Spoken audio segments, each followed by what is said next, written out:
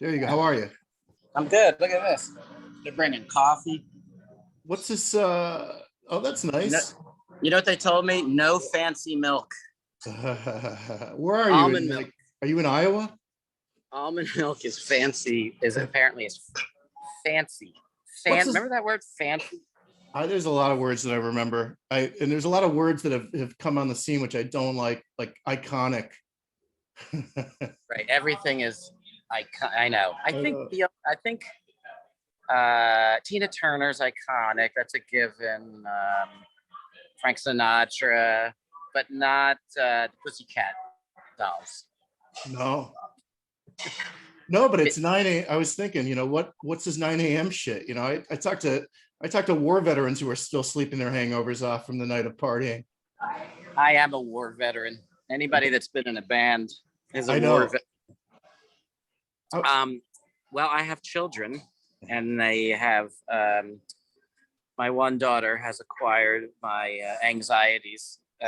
She's like me on the road.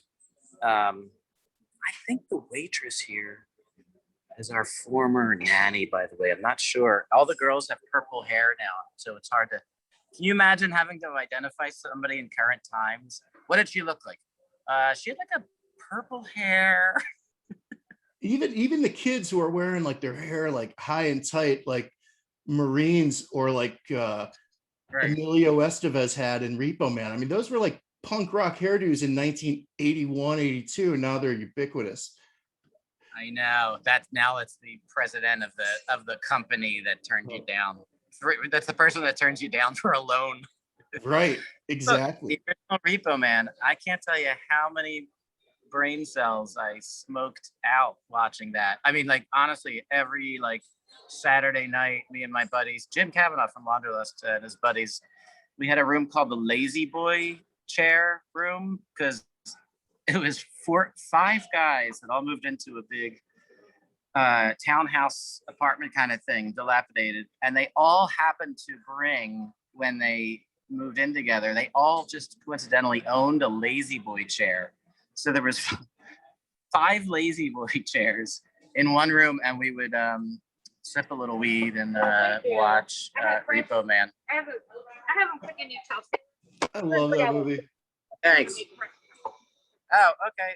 Wait, it's too crispy? It's more crispy. You like it crispy? Okay, me too. Yeah, burn them up.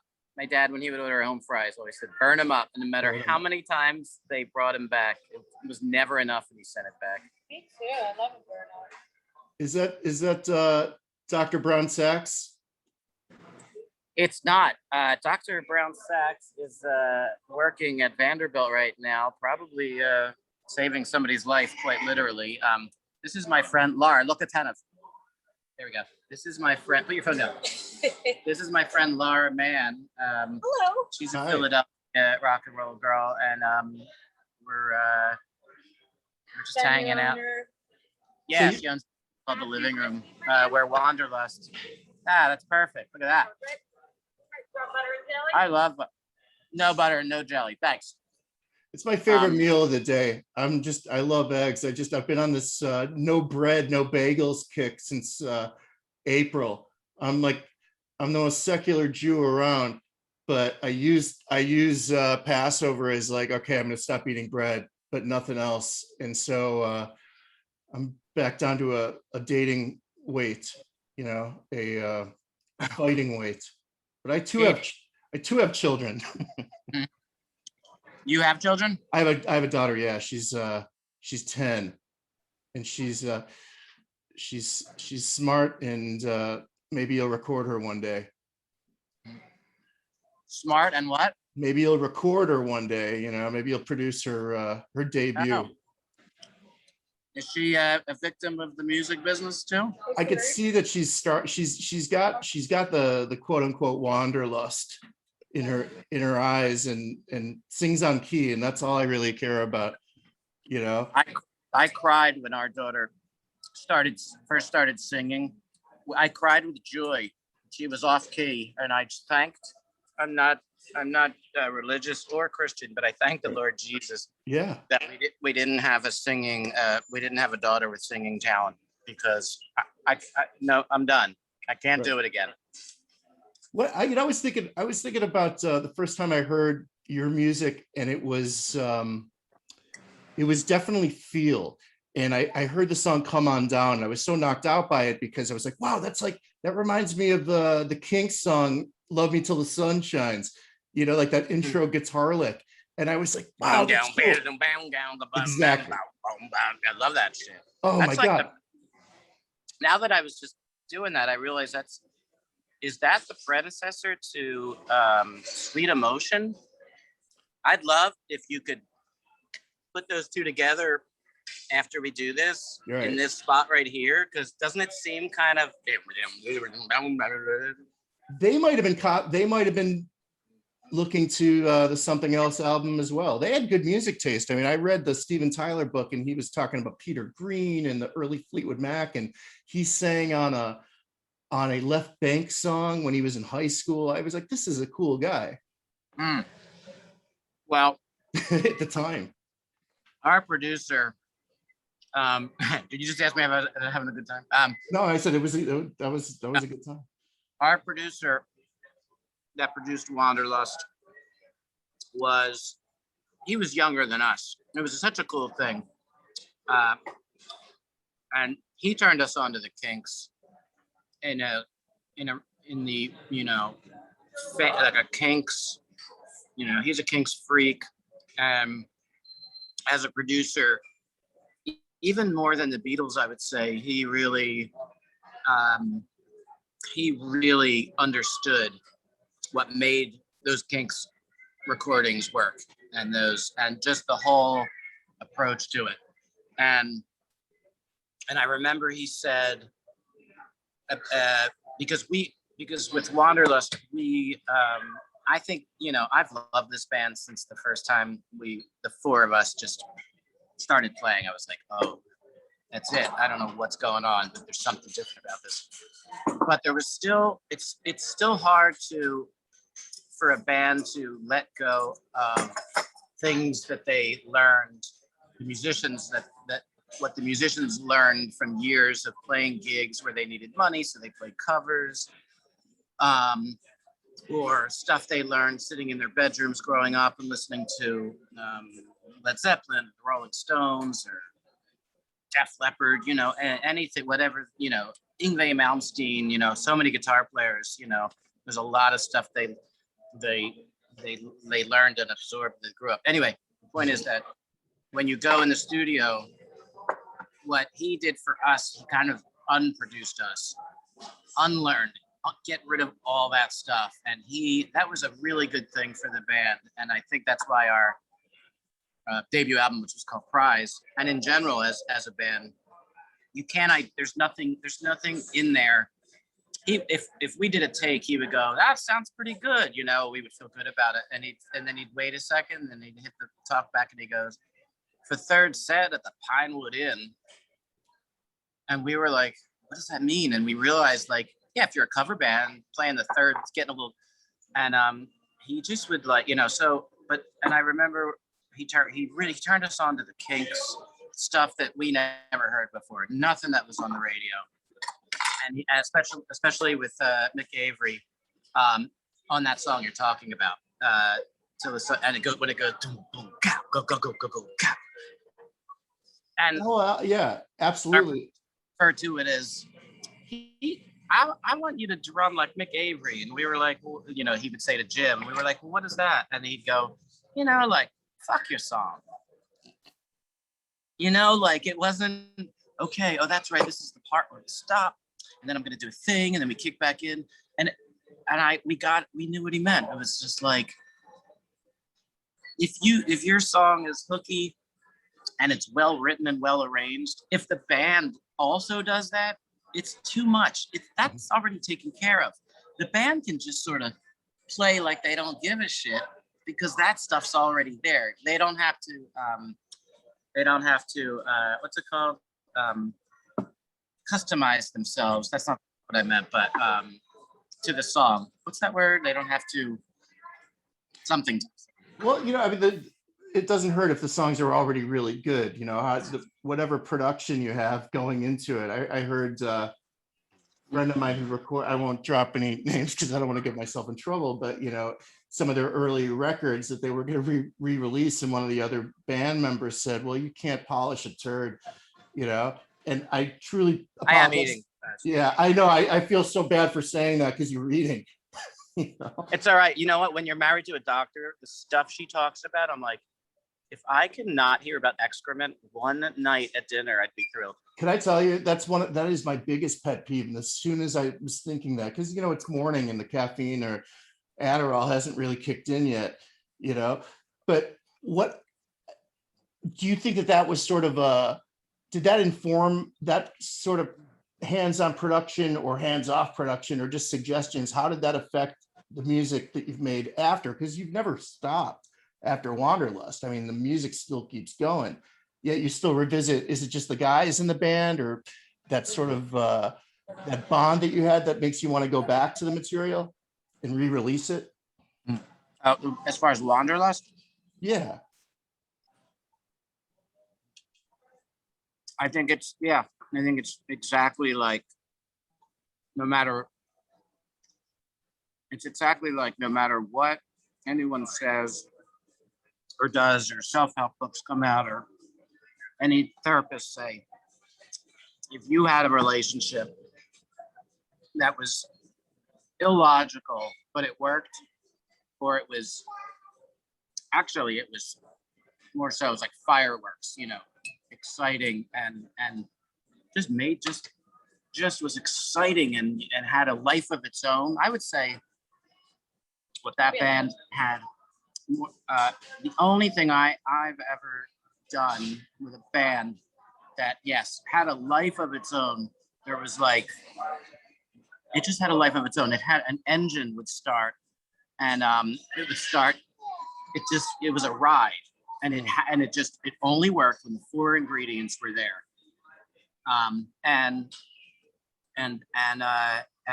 But you know, with the personalities, not that, and we love each other, you know, and we've spent time with each other. I think our personalities, I always thought was like kind of Beatle-like too, because our drummers kind of Ringo-like as far as being a little more of the everyman. You know, I can be the control freak, ego guy. Paul, yeah, and Mark, the bassist, is like George, actually, as far as just quiet and agreeable, but you know, has a lot going on inside. It's just, there's a lot of great, even comedic chemistry we have. But as actual people in the world, we're just so different, and I can see why it's obvious that it was never gonna like last as far as like us going through life doing that. I don't think the four of us really wanted to be in a band for life when all said and done. But the answer to the question is, you know, I mean, I think everybody probably once in a while has that little thought of just like, man, I could go and just take one more dip in that pool of magic just for a night or just for whatever. You know, I'm not gonna live in that pool. I'm not gonna tear up what I have now in my life, but one more ride around that amazing thing that happens. That'd be awesome. And that's what this is. And it excites me. It really does. In all honesty, one of my favorite things about being in a band and being in Wanderlust is the camaraderie. I find I like being creative. Not I like being creative. I'm a habitual creative person. I crave it. I'm uncomfortable if I don't do something. I love to make stuff out of nothing. It's an absolute passion. It never goes away. I mean, there you go. I can't. I look at things. I don't know. It's just, you know. But but it's a lonely business. It's kind of, as they said in Arthur, yes, bathing is a lonely business. It could be lonely. You're in your own little world. People can't relate to it. I get a lot of love from people that I do stuff for or with, but it's a bit of a lonely existence. Being that, but in a band, it's so awesome. I love having like three buds, and playing a gig, and the next day talking about the gig the night before. So when we were recording this album and doing the sending the wave files and overdubs and all that stuff, that was my favorite part. This past album, this new one. And you guys were recording remotely. Everyone's got their own little studio set up. Yeah. Wow. And though, man, it's Stevie Wonder's blind, plays drums and keyboards and all that. It's amazing. Obviously, it's iconic. But music is what you hear. So I actually think that kind of thing with doing music remotely or in the same room, I don't think it really, truthfully, makes that much of a difference. It's all what we're hearing. So if you're listening back to something, what's the difference where the person is? Yeah, sometimes, it's nice to have, look over and you look at each other like, yeah, man, let's fucking hit this next chorus harder than Ike hitting Tina. But other than that, it's an expression that's going around now. I heard a couple of nuns using that the other day. So they were like, yo, what's up? But it's just, so to me, it felt really natural. I think the thing that was the key to this whole thing was that if the old DAT tape that I found, which is a digital audio tape, which is essentially like a CD but on a tape, so it's kind of the best of both worlds. If my playing and singing were either not in tune, like if my guitar at the time I didn't tune up to like 8/440, or if I didn't play the songs really rhythmically pretty like on the nose, it wouldn't have worked. But I did, because I was putting those songs down to send. Back when you could send, they put it in, they think of it, they must have had a copy of that tape, put it in a padded envelope and sent it to LA to my publisher at Warner Chappell, who I just signed with. Oh, so you were with them. You're with them again? No, not now. I mean, okay. Back in the day, I originally recorded these songs, and it was just me and the vocal. They sent them. I kind of had to do that because they had just given me a bunch of money, so I had to like show that I'm writing a bunch of songs, right? To make good on the deal. Sure. I just put down like all these songs, and when I was recording it, I just had I'm gonna do a really good job and like lay this stuff down like pristine, like as if this is the recording of these songs for all of time. If we never made an album of these, this will stand as the version of the songs. Were you the principal songwriter in Wanderlust? Yeah. But these guys obviously really, anyone who's been in a band will attest to the fact that not only are they like very, they can either be very problematic marriages or dysfunctional, but when a good song is presented or whoever is the principal, it's just, you forget about all that shit. And it's the most fun thing to kind of, ride that wave, until you're out there touring and playing those songs. But, yeah. But you talk about like when that first record came out, compared to nowadays, that was still, I don't know if it was the last gasp of the record business as we knew it back then, but you were part of that movie. You toured with The Who, or you opened for them, but you toured with Collective Soul. That must have been so exciting. It was. The Collective Soul thing was like, the thing with The Who was when stuff gets to that level, you don't know, like, it's past exciting. Like, exciting would have been actually more enjoyable, but it's like, it's past exciting. Right. It's It's like almost uncomfortable. It's uncomfortably exciting. It's like a hard-on in parachute pants. You know, I've had those. Both. Why do you think I still wear them? I still wear the. Yeah, being 13 in the early 80s, it's a bad timing. But speaking of the early 80s, you know, you talk about not knowing the Mick Avery era of the Kinks. I mean, I'm your age, and you didn't need to know those songs because the Kinks and the Who were still writing hit songs that were on the radio, you know, and those were, you know, big enough to sort of warp a young man or young woman's mind. It was great. Was that the kind of, what were you listening to? Were you ever like a new wave or punk guy, or were you just pure rock and roll? What, you tell me the year, I'll tell you what I was listening to. 81 to 84.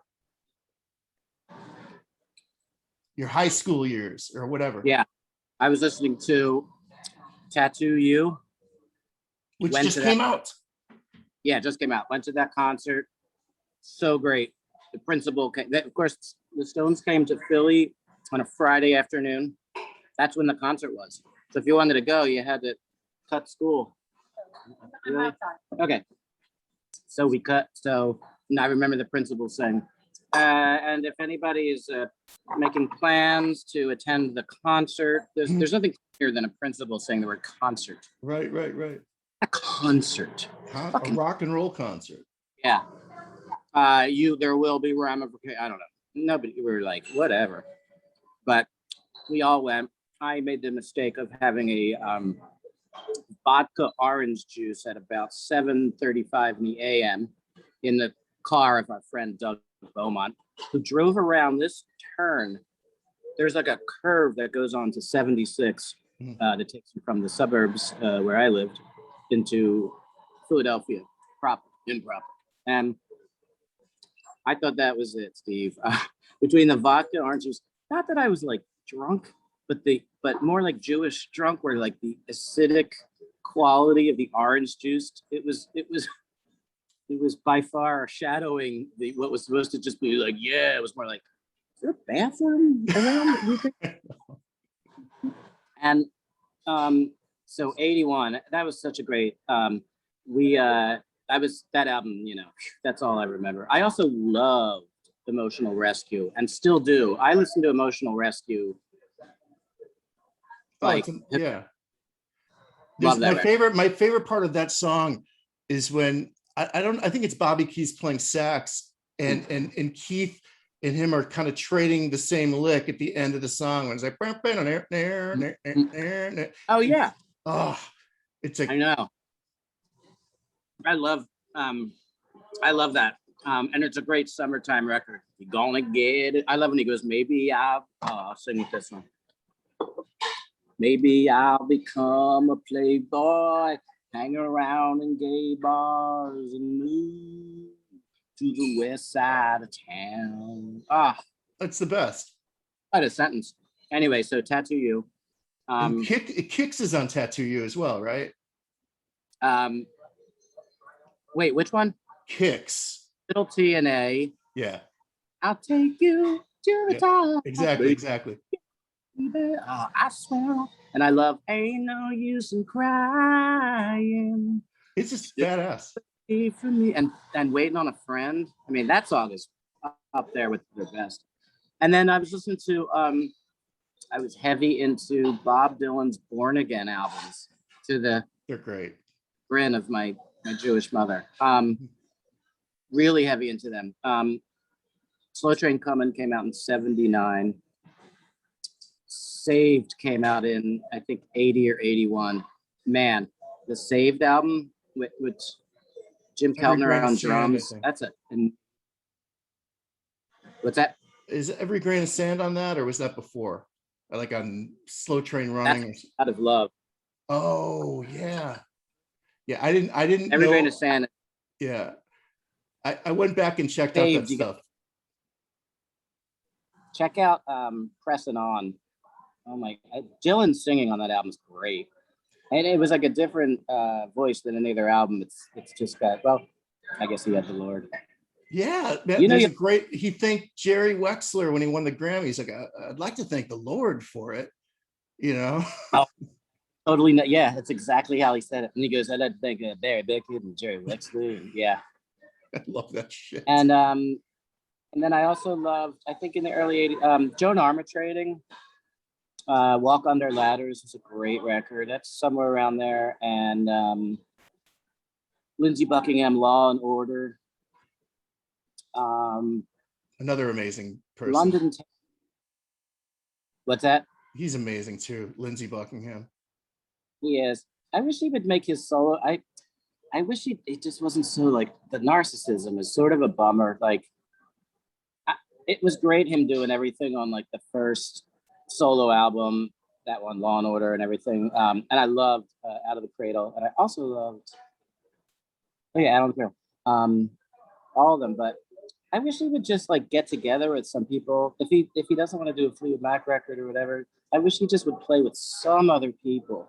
But it's always, you get the sense he's in his pajamas and record it, and I wish with his buddy, what's his name, Richard Dashit or something, who's always kind of on board.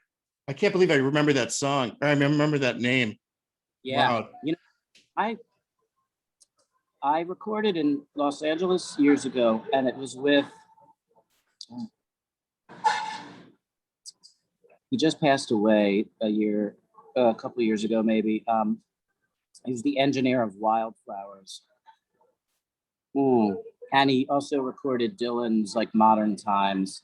I am not in front of the computer, and I feel bad that I can't remember his name. But he recorded Book of Love that was on the Mirage album, which is, I think, my favorite Lindsey Buckingham song. And he was talking about this one line on there, "Tore a page of my heart," was his idea, because there was this spot in the song. Do you know that song, Book of Love? Walked out, goodbye. Yes. Wait, don't. Was that on Tusk? No, I think it's on Mirage. Okay, yeah. Who wrote the Book of Love? Was it me from? Yeah, that's a great fucking song. Tell me who wrote the. Yeah. And it sounded like he was getting into like whatever music was coming from, England, because his hair was short and he was rocking, or that song, It's Not That Funny. But he was on Letterman once. He did a song called Soul Drifter, and that just knocked me the fuck out. That's on Out of the Cradle. I'm a soul drifter and I'm out. I love that song so much. At the end of that song, my heart is broken. Yeah. I really love that song. At the end of that, you got to listen intensely, because it hit me this one night. He starts, what's the old instrumental that went?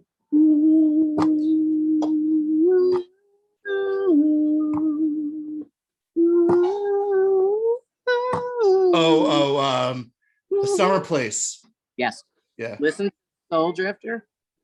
In the last 15 seconds, he does a counter melody to his own song of A Summer Place. When I realized, whoa. One other thing I'm going to mention. This blew my mind too. So Dylan's album opens with A Satisfied Mind, the Saved album. But he does it like, how many times have you heard someone say that I had his money, I do things my way? Little they know, and when it comes my time, I leave this old world a satisfied mind. Right. And that's around the same time that Law and Order came out. And Lindsey's album ends with, how many times have you heard someone say, if I had his money, I would do things my way? And I was listening to both of those for years, and I'm like, I think I leapt out of my bed. I'm like, it's the same song. It didn't occur to me, and I just done too differently. And the fact that those are two of my biggest idols doing that same song, but they're so different, but pretty wild how they both covered that at the same time. I think you were the only one leaping out of bed that day to that comparison. I blew my mind. really did. The same way when Lily Rosemary and the Jack of Hearts, Dylan, obviously, Yeah. when I realized like, oh, the drilling in the wall. There's drilling in the wall this whole song, and then he finally the banks. I'm kind of like smart and stupid at the same time. So when the smart kicks in, the stupid part goes, wait a second. Yeah. That's a beautiful. What did you think of? Did you ever like Infidels? That record? That's really one of my favorites. On my block, she's just sitting there, facing the hill. She said, "Who's gonna take away my?" That's probably why I mentioned the hill and I walked. I think I got it from that whole hill thing. Yeah, I love Infidels, love it. And then the '80s didn't really kick in until like I think decades. What they're remembered as don't kick in until like the third year or the fourth year, because it wasn't really the first Pretenders album is 1980 or 81. So that doesn't seem like an 80s record at all. It seems like a late 70s record. So I think, and Dylan, even with Infidels, it doesn't scream 80s to me. The drum's getting a little reverby and stuff, but it's still like a real drum. And then like whenever Dave Stewart entered the picture, it was like, okay, we're done. And that's a wrap. It's gonna be ugly for a while. When it's funny, I looked at I saw your high school picture oddly on your graduating picture online, but you had a quote in there. There was like no doubt that you were going to be a rock and roller. You do you know what I'm talking about? Yeah, I quoted the David Bowie song. Yeah, exactly. And that was about which song is that from? I could make it all worthwhile. All right. Stop. I figured if I was like, one way that I will make sure that I don't puss out is by putting that under my picture and I'm putting myself on the spot. And that's why I did that. Tell me about when you started writing songs, because I think you had a handle on the fact that you probably 3-minute tunes.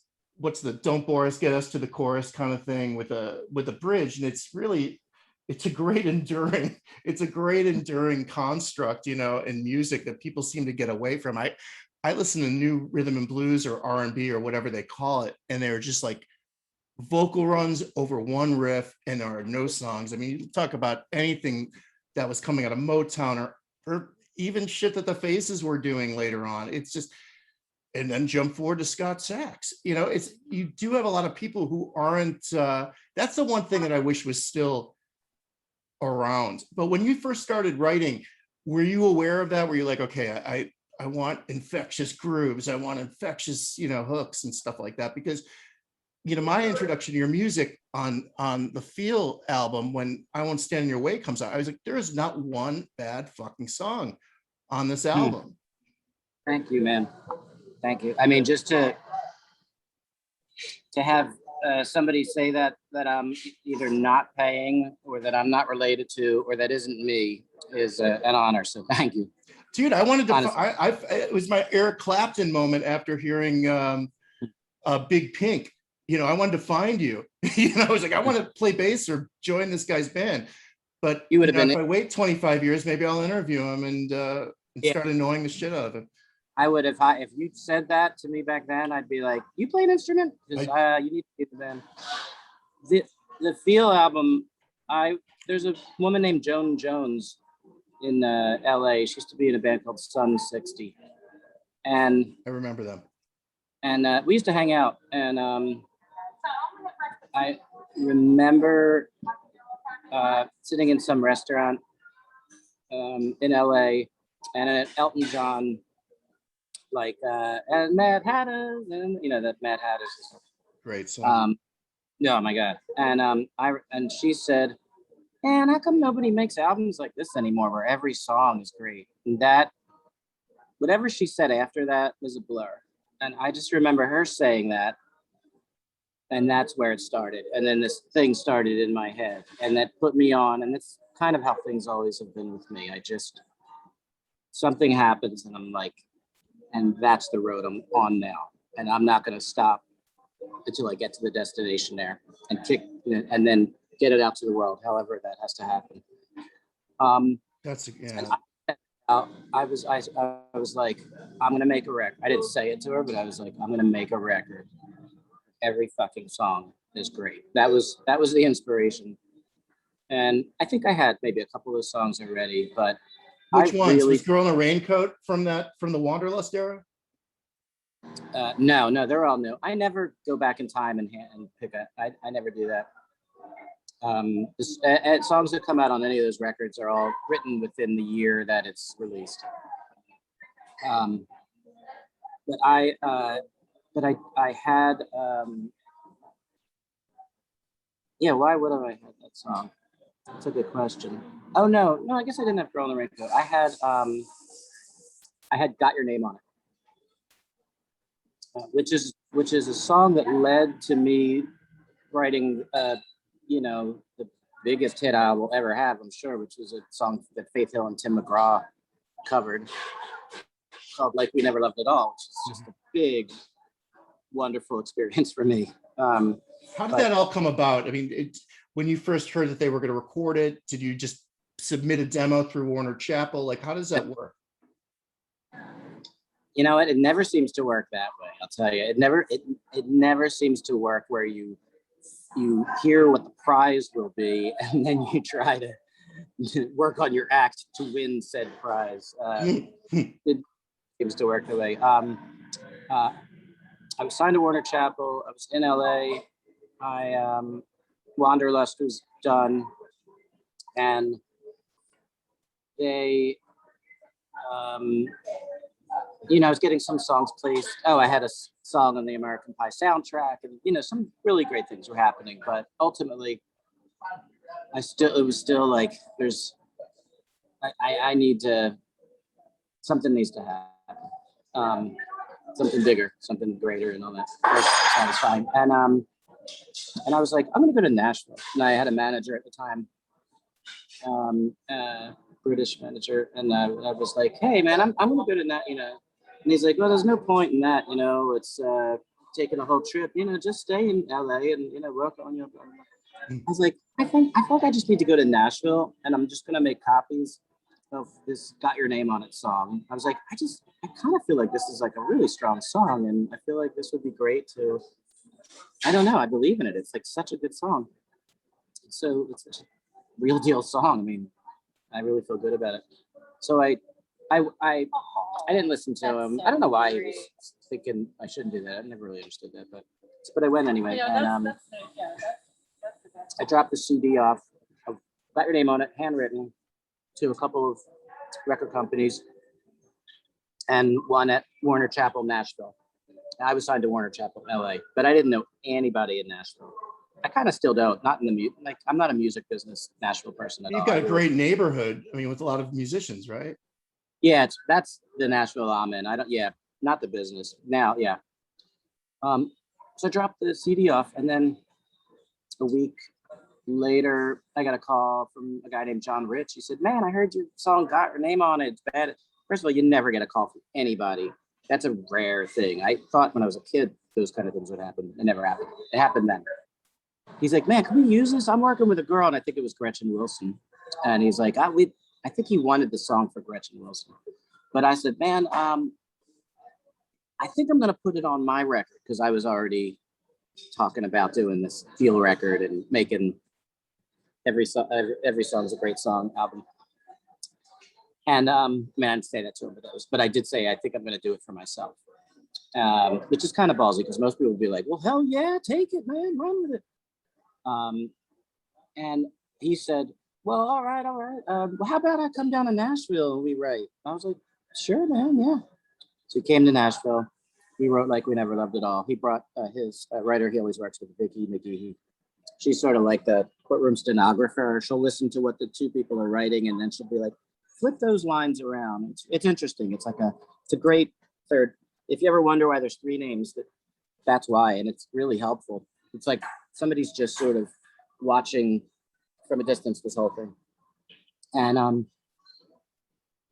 And we wrote that song thinking he said something about Meatloaf needs a song, so I don't know. So I was like, all right, I guess we'll write like a heavy dramatic song. I don't totally remember why how the subject matter came up. Anyway, I wrote that song. So Got Your Name on It led to that happening.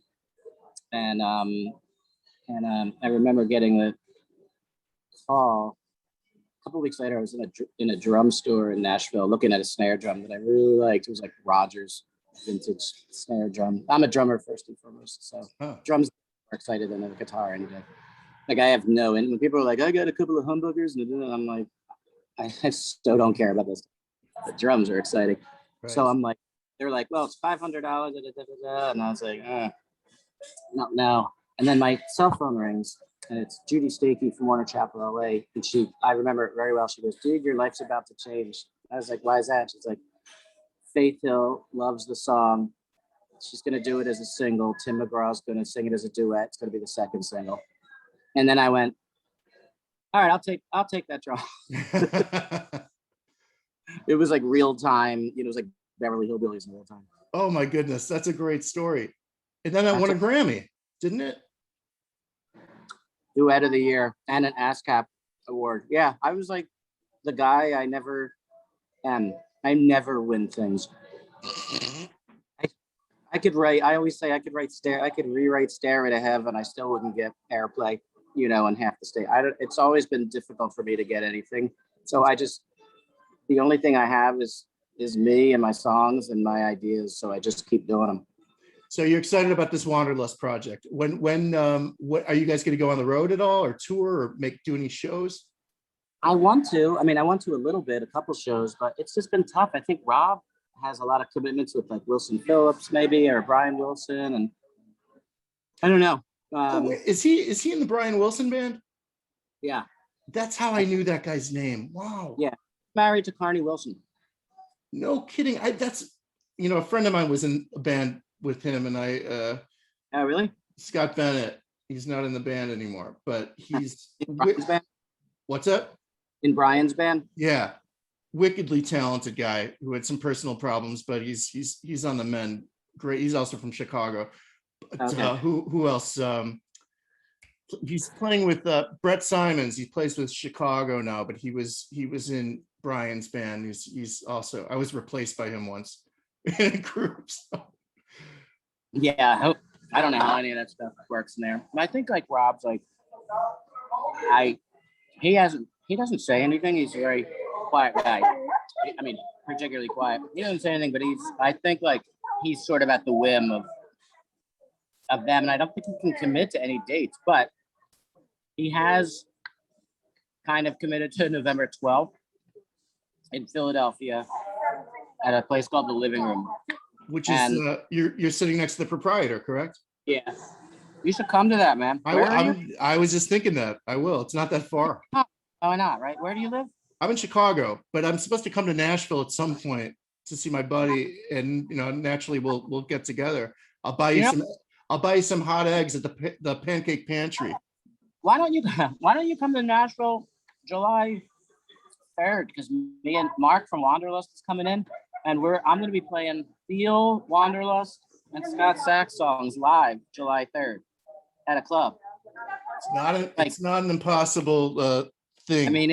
It's going to be like power trio version of like my greatest almost hits. That's amazing.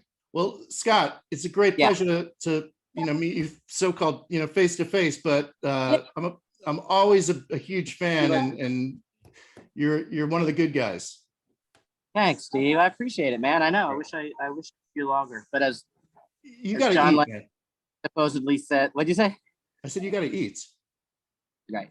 As John Lennon said to Albert Brooks said that John Lennon, they met one time, and Lennon said to Albert Brooks after hanging with him for like 3 minutes, he goes, "I've known you all my life." So it's like you're like one of those guys. I'm like, yeah, get it, I got it, and it's not many people like that. There just aren't. There's like a few people where you're like, I get you, and I appreciate it. I appreciate that, Steve. Anytime. We'll talk soon. I'll send you the link to the interview, and enjoy the rest of your trip or day. Thanks. And at Ellison Diner, don't get the coffee because they don't have any fancy milk. I'm gonna go out and get my favorite kind of coffee, overpriced. You just reminded me though of something. Do you remember are you an Albert Brooks fan? Did you ever see Real Life? What when he said he says like he's in front of some really big building with a microphone. He said, if I would have tried harder or had been graded more fairly, I would have been a scientist. Been graded more